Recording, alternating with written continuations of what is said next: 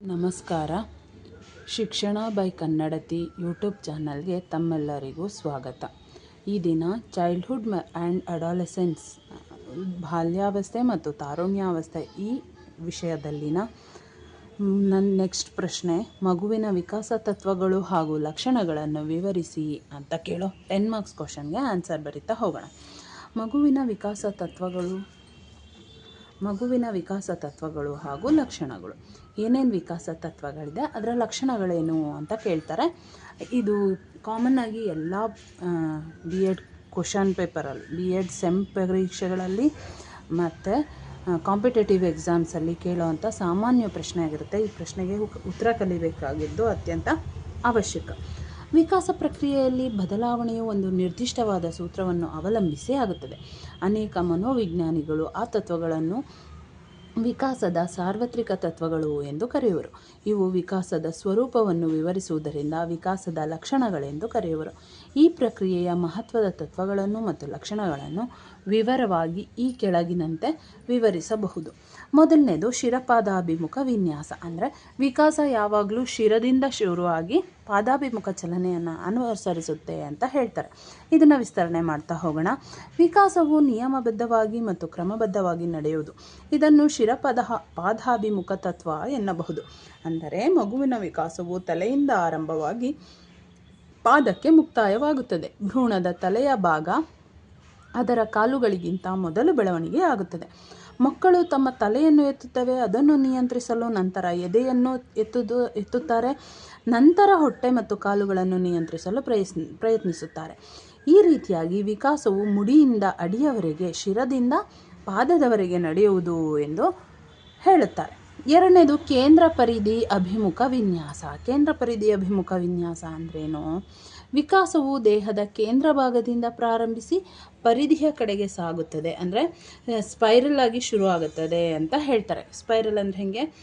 First ಕೇಂದ್ರದಿಂದ ಶುರುವಾಗಿ ನಿಧಾನಕ್ಕೆ ಹೊರಭಾಗವಾಗಿ ಹೋಗಿ ಹೀಗೆ ಪರಿಧಿ ಅಂತ ಹೇಳ್ತಾರೆ. ಹೀಗೆ ಅದನ್ನು ಹೇಗೆ ವಿವರಿಸೋದು? ಮಗು ಮೊದಲು ತನ್ನ ಭುಜ ಮತ್ತು ಕೈಕಾಲುಗಳನ್ನು ಬಳಸುತ್ತಾನೆ, ನಂತರ ತನ್ನ ಮಣಿಕಟ್ಟು ಹಾಗೂ ಬೆರಳುಗಳನ್ನು ಬಳಸುತ್ತಾನೆ. ದೇಹದ ಹೊರಭಾಗಗಳ ಬೆಳವಣಿಗೆಗೂ ಮೊದಲು ಮೆದುಳು ಮತ್ತು ಬಳ್ಳಿಯ ಬೆಳವಣಿಗೆ ಆಗುತ್ತದೆ. ಹಾಗೆಯೇ ಪಾದ ಮತ್ತು ಕಾಲ್ಬೆರಳುಗಳಿಗಿಂತಲೂ ಮೊದಲು ಕಾಲುಗಳ ಬೆಳವಣಿಗೆ ಆಗಿರುತ್ತದೆ ಅಂತ ಹೇಳ್ತಾರೆ. ಹಾಗಂದರೆ ಕೇಂದ್ರ ಪರಿಧಿ ಮೊದಲು ರೌಂಡಾಗಿ ಶುರುವಾಗಿ ಹೃದಯದಿಂದ ಶುರುವಾಗಿ ಕಾಲಿನ ಕಡೆಗೆ ಹೋಗುತ್ತೆ. ಇದನ್ನು ಕೇಂದ್ರ ಪರಿಧಿ ಅಭಿಮುಖ ಚಲನೆ ಅಂತ ಹೇಳ್ತಾರೆ. ನೆಕ್ಸ್ಟ್ ಮೂರನೇದು, ಬೆಳವಣಿಗೆ ಮತ್ತು ವಿಕಾಸಗಳು ಅನುಕ್ರಮ ವಿನ್ಯಾಸದಲ್ಲಿ ನಡೆಯುತ್ತವೆ. ಮೂರನೇ ಅಂಶ ಏನು? ಬೆಳವಣಿಗೆ ಮತ್ತು ವಿಕಾಸಗಳು ಅನುಕ್ರಮ ವಿನ್ಯಾಸದಲ್ಲಿ ನಡೆಯುತ್ತದೆ ಅಂತ ವಿಜ್ಞಾನಿಗಳು ಅಭಿಪ್ರಾಯಪಟ್ಟಿದ್ದಾರೆ. ನಿರಂತರ ವಿಕಾಸ ಪ್ರಕ್ರಿಯೆಯಲ್ಲಿನ ಅನುಕ್ರಮಣ ಹಂತಗಳು ಒಂದೇ ರೀತಿಯಾಗಿರುತ್ತದೆ. ಅನೇಕ ವೇಳೆ ಒಂದನ್ನೊಂದು ಒಳಗೊಂಡಂತೆಯೂ ಕಾಣಿಸಿಕೊಳ್ಳಬಹುದು. ಮಗು ಓದುವುದಕ್ಕೂ ಮೊದಲು ನಡೆಯುವುದನ್ನು ಕಲಿಯುತ್ತದೆ, ನಡೆಯುವುದಕ್ಕೂ ಮೊದಲು ತೆವಳುವುದನ್ನು ಕಲಿಯುತ್ತದೆ ಎಂಬುದು ಪ್ರತಿಯೊಬ್ಬರಿಗೂ ಅನ್ವಯಿಸುವ ವಿಕಾಸ ಕ್ರಮವಾಗಿದೆ. ಹಾಗೆಯೇ ಓದುವುದನ್ನು ಕಲಿಯುವ ಮೊದಲು ಅಕ್ಷರಜ್ಞಾನ, ಉಚ್ಚಾರಣೆಯ ಕ್ರಮ ತಿಳಿದಿರಬೇಕು. ಪದಗಳ ರಚನೆ, ಉಚ್ಚಾರಣಾ ಕ್ರಮ ನಂತರವೇ ಈ ಎಲ್ಲ ಕೌಶಲಗಳಿಂದ ಓದಲು ಸಾಧ್ಯ. ಈ ರೀತಿ ಪಡೆದ ಜ್ಞಾನ ಕೌಶಲಗಳು ಜೀವನದ ಕೊನೆಯವರೆಗೂ ಇರುತ್ತವೆ. ಅಂದರೆ ಯಾವುದೇ ಒಂದು ಬೆಳವಣಿಗೆ ಫಸ್ಟು ಲಾಸ್ಟ್ ಆಗಿ ಕೊನೆಗೆ ಮೊದಲಿಗೆ ಬರಲ್ಲ, ಅನುಕ್ರಮವಾಗಿ ಒಂದಾದ್ಮೇಲೊಂದು ಬರುತ್ತೆ ಅಂತ ಹೇಳ್ತಾರೆ. ನಾಲ್ಕನೇ ಅಂಶ ಏನು? ವಿಕಾಸವು ವ್ಯಕ್ತಿಯ ಪರಿಪಕ್ವತೆಯ ಮಟ್ಟ ಮತ್ತು ಕಲಿಕೆಯನ್ನು ಅವಲಂಬಿಸಿರುತ್ತದೆ. ಈಗ ನಾವೊಂದು ಶಾಲೆಗೆ ಹೋಗ್ತೀವಿ, ಪಾಠ ಒಂದೇ ಮಾಡ್ತೀವಿ. ಒಂದೇ ಪಾಠ ಮಾಡಿದ್ರು ಎಲ್ಲ ಮಕ್ಕಳೂ ಒಂದೇ ಕ್ರಮದಲ್ಲಿ ಕಲಿತಾರೆ, ಒಂದೇ ಇದಕ್ಕೆ ಕಲಿತಾರೆ ಅಂತ ಹೇಳೋಕ್ಕಾಗಲ್ಲ. ಕೆಲವರು ಏಕಪಾಠಿ ಇರ್ತಾರೆ. ಒಬ್ಬರಿಗೆ ಒಂದೇ ಸಲ ಹೇಳಿದ್ರೆ ಅರ್ಥ ಆಗಿಬಿಡುತ್ತೆ. ಕೆಲವು ಮಕ್ಕಳು ದ್ವಿಪಾಠಿ ಇರ್ತಾರೆ. ದ್ವಿಪಾಠಿ ಅಂದರೆ 2 ಸಲ ಹೇಳಿದ್ರೆ ಅವ್ರಿಗೆ ಅರ್ಥ ಆಗುತ್ತೆ. ಇನ್ನು ಕೆಲವು ಮಕ್ಕಳಿಗೆ 3 ಸಲ 4 ಸಲ ಹೇಳಿದ್ರು ಅರ್ಥ ಆಗಲ್ಲ. ಅಂಥ ಮಕ್ಕಳಿಗೆ ಪದೇ ಏನಾಗ್ತಾ ಇರುತ್ತೆ? ಹೇಳ್ಕೊಡ್ತಾ ಹೋಗುತ್ತೆ. ಇದು ಅವರ ಪರಿಪಕ್ವತೆಯ ಮಟ್ಟವನ್ನು ಮತ್ತು ಅವರ ಗ್ರಹಿಕೆಯ ಮಟ್ಟವನ್ನು ಅವಲಂಬಿಸಿರುತ್ತೆ. ಅವರ ಬೆಳವಣಿಗೆ ಈ ಎಲ್ಲ ಅಂಶಗಳನ್ನ ಅವಲಂಬಿಸಿರುತ್ತೆ ಅಂತ ಹೇಳ್ತಾ ಹೋಗುತ್ತೆ. ದೇಹದ ಅಂಗಾಂಗಗಳು ಅನೈಚ್ಛಿಕವಾಗಿ ಸ್ವಾಭಾವಿಕವಾಗಿ ಬದಲಾಗುತ್ತಿರುತ್ತವೆ. ಪರಿಣಾಮವಾಗಿ ವ್ಯಕ್ತಿಯ ವರ್ತನೆಗಳೂ ಬದಲಾಗುತ್ತವೆ. ವಿಕಾಸ ಅನೈಚ್ಛಿಕವೂ ಸ್ವಾಭಾವಿಕವೂ ಆಗಿರಬಹುದು. ಇಂತಹ ಅನೈಚ್ಛಿಕ ಸ್ವಾಭಾವಿಕ ವಿಕಾಸಕ್ಕೆ ಪರಿಪಕ್ವನ ಎಂದು ಹೆಸರು. ಹೀಗೆ ಪರಿಪಕ್ವತೆಯಿಂದ ಮಕ್ಕಳಲ್ಲಿ ಬೌದ್ಧಿಕ, ಭೌತಿಕ ಸಾಮರ್ಥ್ಯದಲ್ಲಿ ವಿಕಾಸವಾಗುತ್ತದೆ. ವಿಕಾಸವು ಸರಳತೆಯಿಂದ ಸಂಕೀರ್ಣತೆಯ ಕಡೆಗೆ ಸಾಗುತ್ತದೆ. ಮಕ್ಕಳು ಮೊದಲು ಇಂದ್ರಿಯ ಗೋಚರ ವಸ್ತುಗಳಿಂದ ಕಲಿಯುತ್ತಾರೆ. ಬೆಳೆದಂತೆಲ್ಲ ಅವು ಚಿತ್ರಪಟಗಳ ಮೂಲಕವೂ ಅಂತಿಮವಾಗಿ ವಸ್ತುಗಳಿಂದಲೂ ಕಲಿಯುತ್ತಾರೆ. ಇಲ್ಲಿ ನಾವು ಕಲಿತಾ ಇರೋದು ವಿಕಾಸದ ಹಂತಗಳು, ವಿಕಾಸದ ಬೆಳವಣಿಗೆ ಹೆಂಗೆ ಡಿಪೆಂಡ್ ಆಗಿದೆ ಅನ್ನೋದನ್ನು ಕಲಿತಾ ಇದ್ದೀವಿ. ಇದಕ್ಕೆ ಏನು ಅಂತ ಹೇಳ್ತಾರೆ, ಪರಿಪಕ್ವತೆಯ ಅವಶ್ಯಕತೆ ಜೊತೆಗೆ ಮಕ್ಕಳು ಹೆಂಗೆ ಕಲಿತಾರೆ, ಮೊದಲು ಭೌತಿಕ ವಸ್ತುಗಳ ಮೂಲಕ ಕಲಿತಾ ನಿಧಾನಕ್ಕೆ ಅದನ್ನು ಅಭೌತಿಕಗಳಿಗೂ ಅನ್ವಯಿಸಿಕೊಳ್ತಾರೆ ಅಂತ ಹೇಳ್ತಾರೆ. Next point, ವಿಕಾಸವು ಸಂಚಿತವಾದುದು. ವಿಕಾಸವು ಕೆಲವೊಂದು ಬಾರಿ ಒಮ್ಮಿಂದೊಮ್ಮೆಲೆ ವಿಕಾಸವಾದಂತೆ ಕಂಡರೂ ಸಂಚಿತವಾಗಿ ಹಾಗೆ ಕಾಣಿಸಿಕೊಳ್ಳುತ್ತದೆ. ವ್ಯಕ್ತಿಯಲ್ಲಿನ ಹಲವು ಬದಲಾವಣೆಗಳ ಸಂಯೋಗದಿಂದ ವಿಕಾಸವು ಸಂಭವಿಸುತ್ತದೆ. ಯಾವುದೇ ಮಗುವು ತಾನಾಗಿಯೇ ಎದ್ದು ನಿಲ್ಲುತ್ತದೆ ಎಂದರೆ ಅದು ಮೊದಲು ತೆವಳುವುದು, ಅಂಬೆಗಾಲಿಡುವುದು ಕಲಿತಿದ್ದರೆ ಮಾತ್ರ ಸಾಧ್ಯವಾಗುತ್ತದೆ. ಯಾವುದೇ ಒಂದು ಮಗು ನಿಂತ್ಕೋಬೇಕು ಅಂದರೆ ಹುಟ್ಟಿದ ತಕ್ಷಣವೇ ಎದ್ದು ನಿಂತ್ಕೊಳ್ಳಲ್ಲ ಅಲ್ವಾ. ಆ ಮಗು ಮೊದಲು ಬೋರ್ಲಾಗೋದು ಕಲ್ತ್ಕೊಳತ್ತೆ, ಆಮೇಲೆ ತೆವಳೋದು ಕಲ್ತ್ಕೊಳತ್ತೆ, ಆಮೇಲೆ 4 ಕಾಲಲ್ಲಿ ನಡೆಯೋದು ಕಲ್ತ್ಕೊಳತ್ತೆ, ಆಮೇಲೆ 2 ಕಾಲಲ್ಲಿ ಕಲ್ತ್ಕೊಳ್ಳೋಕ್ಕೆ ಸಾಧ್ಯ ಆಗುತ್ತೆ. ಹೀಗೆ ವಿಕಾಸವು ಸಂಚಿತವಾದುದು ಅಂತ ಹೇಳ್ತಾರೆ. ಯಾವುದೇ ಮಗು ಸಮತೋಲನ ವ್ಯಕ್ತಿತ್ವವನ್ನು ಪ್ರದರ್ಶಿಸುತ್ತದೆ ಎಂದು ನಮಗೆ ಕಂಡು ಬಂದರೆ ಅದು ಹಿಂದೆ ಪಡೆದುಕೊಂಡಿರುವ ಅನುಭವ ಹಾಗೂ ನಿರಂತರ ಪ್ರಯತ್ನಗಳೇ ಆಗಿರುತ್ತದೆ. ಯಾವುದೇ ಬದಲಾವಣೆಗಳು ಕಾಣಿಸಿಕೊಳ್ಳಲು ವ್ಯಕ್ತಿಯಲ್ಲಿ ಬಹುದಿನಗಳಿಂದ ಆಂತರಿಕ ಸಿದ್ಧತೆಯೂ ನಡೆದಿರುತ್ತದೆ. ಪ್ರತಿಯೊಂದು ಬದಲಾವಣೆಯೂ ಅದರ ಹಿಂದಿನ ಬದಲಾವಣೆಗೆ ಮತ್ತು ಅನುಭವಗಳ ಆಧಾರದ ಮೇಲೆ ಅವಲಂಬಿತವಾಗಿರುತ್ತದೆ. ಆದ್ದರಿಂದ ವಿಕಾಸ ಸಂಚಿತ ಅಥವಾ ಸಂಗ್ರಹಿತವಾದ ಬದಲಾವಣೆ ಎನ್ನಬಹುದು. ಬದಲಾವಣೆ ಆಗಬೇಕು ಅಂದರೆ ಒಂದೇ ಸಲ ಆಗಲ್ಲ, ಅದು ನಿಧಾನಕ್ಕೆ ಆಂತರಿಕವಾಗಿ ನಿಧಾನಕ್ಕೆ ಬದಲಾವಣೆ ಆಗುತ್ತೆ ಮತ್ತು ಅದು ಸಂಚಿತವಾಗಿರುತ್ತೆ. ಸಂಚಿತ ಅಂದರೆ ಕೂಡಿಸ್ಕೊಂಡು ನಿಧಾನಕ್ಕೆ ನಾನು ಇದು ಮಾಡ್ಬೋದೋ ಮಾಡೋಕ್ಕಾಗಲ್ವೋ ಅನ್ನೋದನ್ನು ನೋಡಿಕೊಂಡು ಯೋಚನೆ ಮಾಡಿ ಅನುಭವಗಳ ಆಧಾರದ ಮೇಲೆ ವಿಕಾಸ ಆಗುತ್ತೆ. ಆದ್ದರಿಂದ ಇದನ್ನು ಸಂಚಿತ ಅಥವಾ ಸಂಗ್ರಹಿತ ಬದಲಾವಣೆ ಅಂತ ಹೇಳ್ಬೋದು ಅಂತ 5ನೇ ಪಾಯಿಂಟ್ನ ಬರೀಬೇಕಾಗುತ್ತೆ. 6ನೇ ಪಾಯಿಂಟ್ ಏನು, ವಿಕಾಸವು ಅಸ್ಪಷ್ಟತೆಯಿಂದ ಸ್ಪಷ್ಟತೆಯ ಕಡೆಗೆ ಸಾಗುತ್ತದೆ.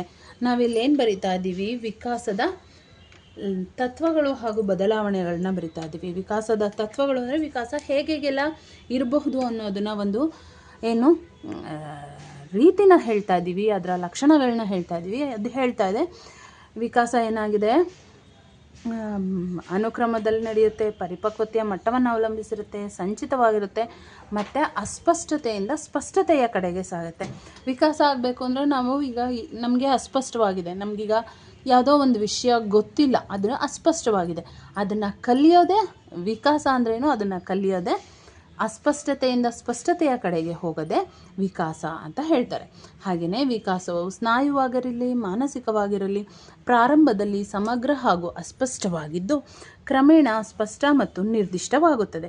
ಇದು ಜನನ ಪೂರ್ವ ಮತ್ತು ಜನನಾನಂತರಕ್ಕೂ ಅನ್ವಯಿಸುತ್ತದೆ. ಜನನ ಪೂರ್ವದಲ್ಲೂ ಅಸ್ಪಷ್ಟವಾಗಿರುತ್ತೆ, ಭ್ರೂಣ ಅಸ್ಪಷ್ಟವಾಗಿದ್ದು ಬೆಳೆದು ಹೊರಗೆ ಬಂದ ಮೇಲೆ ಪ್ರತಿಯೊಂದು ವಿಷಯನೂ ಕಲಿಯುತ್ತಾ ಹೋಗುತ್ತೆ. ಜನನ ಪೂರ್ವದಲ್ಲೂ ಅಸ್ಪಷ್ಟವಾಗಿರುತ್ತೆ, ಜನನಾನಂತರನೂ ಅಸ್ಪಷ್ಟವಾಗಿರುತ್ತೆ. ಅದು ಅಸ್ಪಷ್ಟತೆಯಿಂದ ಸ್ಪಷ್ಟತೆಯ ಕಡೆಗೆ ನಡೆಯೋದನ್ನೇ ವಿಕಾಸ ಅಂತ ಹೇಳ್ಬೋದು ಅಂತ ಹೇಳ್ತಾರೆ. ನೆಕ್ಸ್ಟ್ 7ನೇ ಪಾಯಿಂಟು, ವಿಕಾಸವು ನಿರಂತರವಾದದ್ದು. ವಿಕಾಸ ಒಂದ್ಸಲ ಆಗೋಗಿ ನಿಂತೋಗ್ಬಿಡಲ್ಲ, ನಿರಂತರವಾಗಿ ನಡೀತಾ ಇರುತ್ತೆ. ಗರ್ಭಾಂಕುರವಾದೊಂದು ಆರಂಭವಾದ ವಿಕಾಸ ಜನನಾನಂತರ ಮರಣ ಹೊಂದುವವರೆಗೂ ನಿರಂತರವಾಗಿ ಸಾಗುತ್ತಲೇ ಇರುತ್ತೆ. ದೈಹಿಕ ಬೆಳವಣಿಗೆ ನಡೀತಾನೆ ಇರುತ್ತೆ. ಕ್ರಮಬದ್ಧವಾಗಿ ಏರಿಳಿತಗಳಿಲ್ಲದೆ ವ್ಯಕ್ತಿ ಲೈಂಗಿಕವಾಗಿ ಪಕ್ವವಾಗುವವರೆಗೂ ಮುಂದುವರಿಯುತ್ತಾ ಹೋಗುತ್ತದೆ. ಕೆಲವು ದೈಹಿಕ ಹಾಗೂ ಮಾನಸಿಕ ಗುಣಗಳ ಬೆಳವಣಿಗೆ ಮುಂದುವರಿದು ಉತ್ತರ ತಾರುಣ್ಯಾವಸ್ಥೆಯಲ್ಲಿ ಗರಿಷ್ಠ ಮಿತಿಯನ್ನು ತಲುಪುತ್ತದೆ. ಅಂದರೆ ಕೆಲವು ದೈಹಿಕ ಮತ್ತು ಮಾನಸಿಕ ಗುಣಗಳ ಬೆಳವಣಿಗೆ ಮುಂದುವರಿದು ಉತ್ತರ ತಾರುಣ್ಯಾವಸ್ಥೆಯವರೆಗೂ ಪರಿವರ್ತನೆ ಹೊಂದಿದವರೆಗೂ ಮುಂದುವರಿತಲೇ ಇರುತ್ತೆ ಅಂತ ಹೇಳ್ಬೋದು. 8ನೇ ಪಾಯಿಂಟು, ವಿಕಾಸ ಪ್ರಮಾಣದಲ್ಲಿನ ವ್ಯಕ್ತಿಭೇದಗಳು ನಿರಂತರವಾದದ್ದು. ಇದು ವಿಕಾಸ ಪ್ರತಿಯೊಬ್ಬ ವ್ಯಕ್ತಿನಲ್ಲೂ ಒಂದೇ ರೀತಿಯಾಗಿರಲ್ಲ. ಒಬ್ರಿಗೆ ತಿಳುವಳಿಕೆ ಬೇಗ ಬರ್ಬೋದು, ಕೆಲವರಿಗೆ ನಿಧಾನಕ್ಕೆ ಬರ್ಬೋದು, ಕೆಲವೊಬ್ಬರಿಗೆ ಬರ್ದಲೇನೂ ಇರ್ಬೋದು. ಇದು ವ್ಯಕ್ತಿಗಳಲ್ಲಿ ಭೇದ ವಿಕಾಸದ ಪರಿಣಾಮ ಮತ್ತು ಕ್ವಾಂಟಿಟಿ ಹೆಚ್ಚು ಕಮ್ಮಿ ಇರುತ್ತೆ ಅಂತ ಹೇಳ್ಬೋದು. ವಿವಿಧ ಅಂಗಗಳ ವಿಕಾಸದಲ್ಲಿ ವೈವಿಧ್ಯತೆ ಇರುತ್ತೆ. ಕೆಲವರಿಗೆ ಕಾಲು ಉದ್ದ ಇರುತ್ತೆ, ಅಪ್ಪರ್ ಬಾಡಿ ಕಡಿಮೆ ಇರುತ್ತೆ, ಕೆಲವ್ರಿಗೆ ಅಪ್ಪರ್ ಬಾಡಿ ಉದ್ದ ಇರುತ್ತೆ, ಕಾಲು ಕಡಿಮೆ ಇರುತ್ತೆ. ಹೀಗೆ ಅಂಗಗಳ ವಿನ್ಯಾಸದಲ್ಲಿ ಭೇದಗಳು ಇರುತ್ತೆ ಅಂತ ಹೇಳ್ಬೋದು. ಬಹಳಷ್ಟು ಗುಣಗಳ ವಿಕಾಸದಲ್ಲಿಯೂ ಸಹ ಸಂಬಂಧವಿರುತ್ತೆ. ನಾವೇ ನೋಡ್ಬೋದು, ನಮ್ಮ ಮನೆಯಲ್ಲಿರೋ ಎಲ್ಲ ಮಕ್ಕಳುಗಳು ಕೆಲವರು ಮಾನಸಿಕವಾಗಿ ತುಂಬ ಬೇಗ ಪ್ರೌಢರಾಗ್ತಾರೆ, ಕೆಲವರು ದೈಹಿಕವಾಗಿ ತುಂಬ ಬೇಗ ಪ್ರೌಢಿಮೆಯನ್ನು ಬೆಳೆಸ್ಕೊಳ್ತಾರೆ. ದೈಹಿಕವಾಗಿ ಪ್ರೌಢರಾಗಿರೋರಿಗೆ ಮಾನಸಿಕವಾಗಿ ತಿಳುವಳಿಕೆ ಇಲ್ದಲೇ ಇರ್ಬೋದು, ಮಾನಸಿಕವಾಗಿ ಪ್ರೌಢರಾಗಿರೋರಿಗೆ ದೈಹಿಕ ಶಕ್ತಿ ಇಲ್ದಲೇ ಇರ್ಬೋದು, ದೈಹಿಕವಾಗಿ ಬೇಗ ವಿಕಾಸ ಆಗಿ ಮಾನಸಿಕವಾಗಿ ಇನ್ನೂ ಮಗುವಿನ ರೀತಿಯಲ್ಲೇ ಇರ್ಬೋದು. ಈ ರೀತಿ ಅನೇಕ ವ್ಯತ್ಯಾಸಗಳು ಏನಿರುತ್ತೆ, ವೈವಿಧ್ಯತೆಗಳಿರುತ್ತೆ, ವಿರುದ್ಧಗಳಿರುತ್ತೆ. ಬಹಳಷ್ಟು ಗುಣಗಳ ವಿಕಾಸದಲ್ಲಿಯೂ ಸಹ ಸಂಬಂಧವಿರುತ್ತೆ. ದೈಹಿಕ ಮತ್ತು ಮಾನಸಿಕ ಗುಣಗಳಲ್ಲಿಯೂ ಸಂಬಂಧ ಇರುತ್ತೆ. ವಿಕಾಸವನ್ನು ಊಹಿಸಬಹುದು. ಇವನು ಹೀಗೆ ಬೆಳ್ಕೊಂಡೋದ್ರೆ ಮುಂದೆ ಹಿಂಗಾಗ್ತಾನೆ, ಬೆಳೆಯುವ ಸಿರಿ ಮೊಳಕೆಯಲ್ಲಿಯೇ ಅಂತ ಹೇಳ್ಬೋದು. ಹಾಗೆ ವಿಕಾಸ ಇದೇ ರೀತಿಯಾದರೆ ಎಲ್ಲಿಗೆ ಹೋಗಿ ನಿಲ್ಲುತ್ತೆ ಅನ್ನೋದನ್ನು ಊಹಿಸಬಹುದು. ಪ್ರತಿ ವಿಕಾಸ ಹಂತಕ್ಕೂ ಕೆಲವು ವಿಶಿಷ್ಟ ಲಕ್ಷಣಗಳಿರುತ್ತೆ. ವಿಕಾಸದ ಹಂತಗಳಿಗೆ ಪ್ರತಿಯೊಂದು ಹಂತಕ್ಕೂ ಒಂದೊಂದು ವಿಶಿಷ್ಟ ಲಕ್ಷಣಗಳಿರುತ್ತೆ. ಈಗ ಮಗು ಹುಟ್ಟಿದಾಗಿಂದ 3ನೇ ತಿಂಗಳಿಗೆ ಬೋರ್ಲಾಕೊಂತು, 5ನೇ ತಿಂಗಳಿಗೆ ತಲೆ ನಿಲ್ತು, 6ನೇ ತಿಂಗಳಿಗೆ ಮಗು ಅನ್ನ ತಿನ್ನೋಕ್ಕೆ ಶುರು ಮಾಡ್ತು, 7ನೇ ತಿಂಗಳಿಗೆ ಅಂಬೆಗಾಲಿಡ್ತು, 8ನೇ ತಿಂಗಳಿಗೆ ನಿಂತ್ಕೊಳ್ತು, 10ನೇ ತಿಂಗಳಿಗೆ ನಡೀತು. ಹೀಗೆ ಒಂದೊಂದು ಹಂತಕ್ಕೂ ವಿಶಿಷ್ಟವಾದ ಲಕ್ಷಣಗಳಿರುತ್ತೆ. ಪ್ರತಿಯೊಬ್ಬ ವ್ಯಕ್ತಿಯು ಈ ಹಂತಗಳನ್ನ ಏನು ಮಾಡ್ಕೊಂಬರ್ಬೇಕು, ದಾಟ್ಕೊಂಡು ಬರಬೇಕು. ಕೆಲವು ಸಮಸ್ಯಾತ್ಮಕ ವರ್ತನೆಗಳು ಕೆಲವು ವಯಸ್ಸಿನಲ್ಲಿ ಸಾಮಾನ್ಯ ಅನಿಸ್ಕೊಳ್ಳುತ್ತೆ. ಕೆಲವು ಸಮಸ್ಯೆಗಳು, ಈಗ ಇದು ನನ್ನಪ್ಪ ಅಮ್ಮ ನಂದು ಅಂತ ಹೇಳಿದ್ರೆ ಮಕ್ಕಳು ಬಂದು ಕಿತ್ತಾಕ್ಬಿಟ್ಟು ಇದು ನಂದಪ್ಪ ಅಮ್ಮ ಅನ್ನುತ್ತೆ. ಅದು ಸಮಸ್ಯಾತ್ಮಕ ವರ್ತನೆ ಆದ್ರೂ ಆ ಸಮಯದಲ್ಲಿ ಅದು ಕಾಮನ್, ಆ ಮಗುವಿನ ಬುದ್ಧಿನಲ್ಲಿರೋದು ಅಷ್ಟೇ. ಹಾಗೆಯೇ 1ನೇ ತರಗತಿ ಮಕ್ಕಳು ಕೀಟ್ಲೆ ಮಾಡೋದು, ತನ್ನ ವಸ್ತುನ ಬೇರೆಯವ್ರಿಗೆ ಕೊಡ್ದಲೇ ಇರೋದು, ಬೇರೆಯವ್ರ ವಸ್ತುಗಳನ್ನ ತನ್ನ ಹತ್ರ ತನಗೆ ಬೇಕು ಅಂತ ಎತ್ತಿಟ್ಕೊಳ್ಳೋದು, ಇದೆಲ್ಲ ಸಮಸ್ಯಾತ್ಮಕ ವರ್ತನೆಗಳಾದರೂ ಕೂಡ ಆ ವರ್ತನೆಗಳು ಆ ವಯಸ್ಸಿನಲ್ಲಿ ಸಾಮಾನ್ಯ ಅಂತ ತಿಳ್ಕೊಳ್ಬೇಕಾಗತ್ತೆ. ವೃದ್ಧಿ ಮತ್ತು ಹಾನಿಗಳೆರಡೂ ಏಕಕಾಲದಲ್ಲೇ ಆಗುತ್ತಿರುತ್ತದೆ. ದೈಹಿಕ ಬೆಳವಣಿಗೆ ಆಗುವಾಗ ಕೆಲವೊಂದು ಅಂಗಗಳು ಬೇಗ ಬೆಳವಣಿಗೆ ಆಗುವಾಗ ವೃದ್ಧಿನೂ ಆಗ್ತಾ ಇರುತ್ತೆ, ಹಾಗೆ ಹಳೆಯ ಅಂಗಗಳು ಹೋಗಿ ಹೊಸ ಅಂಗಗಳು ಹುಟ್ಕೊಳ್ತಾ ಇರುತ್ತೆ. ಹೀಗೆ ವೃದ್ಧಿ ಮತ್ತು ಹಾನಿ ಎರಡೂ ಏಕಕಾಲದಲ್ಲೇ ಆಗ್ತಾ ಇರುತ್ತೆ. ವಿವಿಧ ದೈಹಿಕ ಮತ್ತು ಮಾನಸಿಕ ವ್ಯಾಪಾರಗಳ ವೃದ್ಧಿ ವಿವಿಧ ವಯಸ್ಸಿನಲ್ಲಿ ಅಂತ್ಯಗೊಳ್ಳುತ್ತದೆ. ಕೆಲವೊಂದು ವಯಸ್ಸಿನ ತನಕ ಮಕ್ಕಳು ತುಂಬ ಪೊಸೆಸಿವ್ ಆಗಿರ್ತಾರೆ, ನನ್ನಪ್ಪ ನನ್ನಮ್ಮ ನಂದು ಮಾತ್ರ ಅಂತ. ಆಮೇಲೆ ಮಾನಸಿಕ ಬೆಳವಣಿಗೆ ಆದ ತಕ್ಷಣ ಕೆಲವೊಂದು ಸಲ ಅದನ್ನೆಲ್ಲ ಬಿಟ್ಕೊಳ್ತಾರೆ. ಹೀಗೆ ಮಾನಸಿಕ ವ್ಯಾಪಾರಗಳ ವೃದ್ಧಿಯಿಂದ ಏನಾಗುತ್ತೆ, ಕೆಲವು ವಿವಿಧ ವಯಸ್ಸಿನಲ್ಲಿ ಆಯಾಯ ಬುದ್ಧಿ ಅಂತ್ಯಗೊಳ್ಳುತ್ತಾ ಹೋಗುತ್ತೆ. ಆವರ್ತ ಮತ್ತು ರೇಖಾತ್ಮಕ ವಿಕಾಸ ತತ್ವದಲ್ಲಿ ಆವರ್ತಕ ಅಂದರೆ ಸ್ಪೈರಲ್ ಆಗೂ ಇರುತ್ತೆ, ರೇಖಾತ್ಮಕವಾಗಿ ಮೇಲ್ಮುಖ ಚಲನೆ ಕೆಳಮುಖ ಚಲನೆ ಈ ರೀತಿ ವಿಕಾಸ ಅಭಿವೃದ್ಧಿಗೊಳ್ತಾ ಹೋಗುತ್ತೆ. ವಿವಿಧ ದೈಹಿಕ ಮತ್ತು ಮಾನಸಿಕ ವ್ಯಾಪಾರಗಳ ಹಾನಿ ವಿವಿಧ ವಯಸ್ಸಿನಲ್ಲಿ ಪ್ರಾರಂಭಗೊಳ್ಳುತ್ತೆ. ವಿವಿಧ ದೈಹಿಕ ಮತ್ತು ಮಾನಸಿಕ ವ್ಯಾಪಾರಗಳ ಹಾನಿಯನ್ನು ಕೂಡ ಈ ವಿಕಾಸದಲ್ಲಿ ಪ್ರಾರಂಭವಾಗುತ್ತೆ. 18ನೇದು ಹೋರಾಟದ ತತ್ವ. ಪಕ್ವತೆಯತ್ತ ಮಗುವು ತನ್ನ ವಿಕಾಸ ಪ್ರಕ್ರಿಯೆಯನ್ನು ಪ್ರಾರಂಭಿಸಿದಾಗ ಅನೇಕ ಸಂಘರ್ಷದ ಪ್ರಭಾವಗಳು ಮತ್ತು ಬೇಡಿಕೆಗಳನ್ನು ಎದುರಿಸಬೇಕಾಗುತ್ತದೆ. ಮಗುವು ಇವುಗಳೊಂದಿಗೆ ಹೋರಾಡಿ ಪಕ್ವತೆಯ ಮೆಟ್ಟಿಲನ್ನು ಹತ್ತುತ್ತದೆ. ಹೀಗೆ 18 ತತ್ವಗಳಿದೆ. ಈ 18ರಲ್ಲಿ ಯಾವುದಾದ್ರೂ ಒಂದು 5ನ್ನು ವಿವರಿಸಿದ್ರೆ ಸಾಕು. ಇನ್ನು ಇದಕ್ಕೆ ಶೈಕ್ಷಣಿಕ ಮಹತ್ವಗಳನ್ನ ಬರಿಬೇಕಾಗುತ್ತೆ. ಒಟ್ಟು 10 ಅಂಕದ ಪ್ರಶ್ನೆ ಆಗಿದೆ. 10 ಅಂಕದ ಪ್ರಶ್ನೆಯಲ್ಲಿ ವಿಕಾಸದ ತತ್ವಗಳು ಎಷ್ಟಿದೆ, 18 ಇದೆ. 18ನ್ನು ಬರೆಯೋ ಅವಶ್ಯಕತೆ ಇಲ್ಲ. ಒಂದು 4-5ನ್ನ ಎಕ್ಸ್ಪ್ಲೈನ್ ಮಾಡಬೇಕು. ಇನ್ನು ಬಾಕಿದನ್ನು ಹೆಸರಿಸಿದ್ರೆ ಸಾಕು ಅಥವಾ ಅದನ್ನು ಹೇಳಿದ್ರೆ ಸಾಕಾಗುತ್ತೆ. ನೆಕ್ಸ್ಟು ವಿಕಾಸದ ತತ್ವಗಳ ಶೈಕ್ಷಣಿಕ ಮಹತ್ವ, ಶೈಕ್ಷಣಿಕ ನಿಹಿತಾರ್ಥಗಳು, ಶೈಕ್ಷಣಿಕ ಮಹತ್ವ ಅನ್ನೋ ಅರ್ಥದಲ್ಲಿ ಕೇಳ್ತಾ ಹೋಗ್ತಾರೆ. ಮೊದಲನೇದು, ಪ್ರತಿಯೊಬ್ಬ ವ್ಯಕ್ತಿ ಅದ್ವಿತೀಯ ವ್ಯಕ್ತಿತ್ವವನ್ನು ಹೊಂದಿರುತ್ತಾನೆ ಎಂಬ ಸತ್ಯವನ್ನು ಮನದಲ್ಲಿಟ್ಟುಕೊಂಡು ಶಿಕ್ಷಣ ಕ್ರಮವನ್ನು ರೂಪಿಸಬೇಕು. ವಿದ್ಯಾರ್ಥಿಯ ಬಲಾಬಲಗಳನ್ನು ನಿಖರವಾಗಿ ಗುರುತಿಸಿ ಸಾಮರ್ಥ್ಯವನ್ನು ಪ್ರಕಾಶಿಸಲು, ದೌರ್ಬಲ್ಯಗಳು ಕ್ಷೀಣಿಸಲು ಸೂಕ್ತವಾದ ಪರಿಸರ ಒದಗಿಸಲು ಪ್ರತಿಯೊಬ್ಬ ವಿದ್ಯಾರ್ಥಿ ಅವನದೇ ಆದ ವೇಗದಲ್ಲಿ ವಿಕಸಿಸಲು ಅವಕಾಶ ಇರಬೇಕು. 2ನೇದು, ಸೂಕ್ತವಾದ ವೈವಿಧ್ಯತೆಯಿಂದ ಕೂಡಿದ ಅನುಭವಗಳನ್ನು ಒದಗಿಸಿ ವಿಕಾಸವನ್ನು ಇಚ್ಛಿತ ದಿಸೆಯಲ್ಲಿ ನಿರ್ದೇಶಿಸಬೇಕು. ವಿಕಾಸ ಎಂಬುದು ಒಂದು ನಿರಂತರ ಪ್ರಕ್ರಿಯೆ. 3ನೇದು, ನಿರ್ದಿಷ್ಟ ಕಲಿಕೆಗೆ ವಿದ್ಯಾರ್ಥಿ ಇರುವುದರಿಂದ ಶಿಕ್ಷಣ ಕೂಡ ವ್ಯವಸ್ಥಿತ ರೀತಿಯಲ್ಲಿ ವಿಕಾಸದ ವಿನ್ಯಾಸಕ್ಕೆ ಪೂರಕವಾಗುವಂತಿರಬೇಕು. ವಿಕಾಸಕ್ಕೆ ಖಚಿತ ವಿನ್ಯಾಸ ಇರುವುದರಿಂದ ಶಿಕ್ಷಣ ಕೂಡ ವ್ಯವಸ್ಥಿತ ರೀತಿ ವಿನ್ಯಾಸದಿಂದ ಪೂರಕವಾಗುವಂತಿರಬೇಕು. 5ನೇದು ಶೈಶವಾವಸ್ಥೆ, ಬಾಲ್ಯಾವಸ್ಥೆ, ಪ್ರೌಢಾವಸ್ಥೆ ಹಂತಗಳಲ್ಲಿ ವಿಕಾಸದ ವೇಗ ಇತರ ಹಂತಗಳಿಗಿಂತ ಹೆಚ್ಚಿರುವುದರಿಂದ ಈ ಹಂತಗಳಿಗೆ ಸಂಬಂಧಿಸಿದ ಶಿಕ್ಷಣ ಕ್ರಮ ರೂಪಿಸುವಾಗ ಅತಿ ಎಚ್ಚರಿಕೆ ವಹಿಸಬೇಕಾದದ್ದು ಅತ್ಯವಶ್ಯಕ. 6ನೇದು ಶಾಲಾ ವಿದ್ಯಾರ್ಥಿಗಳಿಗೆ ಯುಕ್ತ ಹಾಗೂ ಸಂಪದ್ಭರಿತವಾದ ವಾತಾವರಣವನ್ನು ಒದಗಿಸಬೇಕು. ಶಾಲೆ ತನ್ನಲ್ಲಿ ದೊರೆಯುವ ಸೌಲಭ್ಯಗಳ ಹಾಗೂ ಸಾಧನಗಳ ಸಹಾಯದಿಂದ ವಿದ್ಯಾರ್ಥಿಯ ಸಹಜ ಕಲಿಕೆ ಸಾಮರ್ಥ್ಯಗಳನ್ನು ಪತ್ತೆ ಹಚ್ಚಿ ಅವುಗಳ ಬೆಳವಣಿಗೆಗೆ ಸೂಕ್ತ ಪರಿಹಾರಗಳನ್ನು ಪಠ್ಯ ಚಟುವಟಿಕೆಗಳನ್ನು ಒದಗಿಸಬೇಕು ಹಾಗೂ ಅವನ ಅಂತರ್ಗತ ಸಾಮರ್ಥ್ಯಗಳನ್ನು ಬೆಳೆಸಲು ಸೂಕ್ತ ಮಾರ್ಗದರ್ಶನ ನೀಡಬೇಕು. 7ನೇದು ಶಿಕ್ಷಣ ಕೇಂದ್ರಗಳು ಕೇವಲ ತರಬೇತಿ ಅಥವಾ ನಿರಂತರ ಅಭ್ಯಾಸ ಮಾಡಿಸುವ ಕೇಂದ್ರಗಳಾಗಬಾರದು. ತಾರ್ಕಿಕತೆ, ಕಲ್ಪನಾಶಕ್ತಿ, ಪ್ರಶಂಸಾಭಾವ, ಸಾರ್ವತ್ರೀಕರಣ ಇವುಗಳ ಜೊತೆಗೆ ಸಂವೇದನೆ ಮತ್ತು ಸ್ಮೃತಿ ಗ್ರಹಣ ಶಕ್ತಿ ಇವುಗಳನ್ನು ಸಹ ಬೆಳೆಸುವುದು ಪ್ರಮುಖ ಉದ್ದೇಶವಾಗಿರಬೇಕು.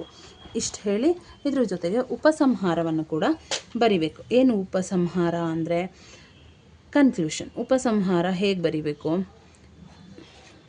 ಉಪಸಂಹಾರ ನಾನು ಇಲ್ಲಿ ಬರೆದಿಲ್ಲ, ಹೇಳ್ತಾ ಹೋಗ್ತೀನಿ. ಹೀಗೆ ವಿಕಾಸದ ಬೆಳವಣಿಗೆಯು ವಿಕಾಸವು ಅತ್ಯಂತ ವಿಕಾಸ ಅಂದರೆ ಆಂತರಿಕ ಮತ್ತು ಸಹಜ ಸಾಮರ್ಥ್ಯಗಳ ಬಾಹ್ಯ ಗುಣಗಳ ಅರಳುವಿಕೆ. ಇದು ಕಾಲಚಕ್ರ ಉರುಳುತ್ತಾ ಹೋದಂತೆ ದಳದಳವಾಗಿ ಬಿಚ್ಚಿಕೊಳ್ಳುತ್ತದೆ. ಆದ್ದರಿಂದ ವಿಕಾಸ ಎನ್ನುವುದು ಯಾವುದೇ ಒಂದೇ ದಿಕ್ಕಿನಲ್ಲಿ ಹೋಗದೆ ಅನೇಕ ಕ್ರಿಯಾ ಘಟಕಗಳನ್ನು ಹೊಂದಿರುವ ಸಂಕೀರ್ಣ ಕ್ರಿಯೆಯಾಗಿದೆ ಅಂತ ಹೇಳಿಬಿಟ್ಟು ಇದು ಅನುಕ್ರಮಣೆಯನ್ನು ಹೊಂದಿದೆ. ಸಾಧಾರಣೀಕೃತಗೊಂಡ ಸಮಗ್ರ ಚಟುವಟಿಕೆಗಳಿಂದ ಪ್ರಾರಂಭವಾಗಿ ನಿರ್ದಿಷ್ಟವಾದ ಮತ್ತು ಕೇಂದ್ರೀಕೃತವಾದ ಚಟುವಟಿಕೆಗಳ ಕಡೆಗೆ ಸಾಗುತ್ತದೆ. ಹಾಗಾಗಿ ವಿಕಾಸವು ನಿರಂತರವಾದ ಪ್ರಕ್ರಿಯೆ, ಮನುಷ್ಯನ ಹುಟ್ಟಿನಿಂದ ಸಾಯೋವರೆಗೂ ನಡೆಯುತ್ತದೆ ಅಂತ ಹೇಳಿ ಕನ್ಕ್ಲೂಡ್ ಮಾಡಬೇಕು. ಇಷ್ಟನ್ನು ಬರೆದ್ರೆ ನಿಮ್ಮ 10 ಅಂಕದ ಪ್ರಶ್ನೆಗೆ ಉತ್ತರ ಸಮರ್ಪಕವಾಗಿರುತ್ತೆ.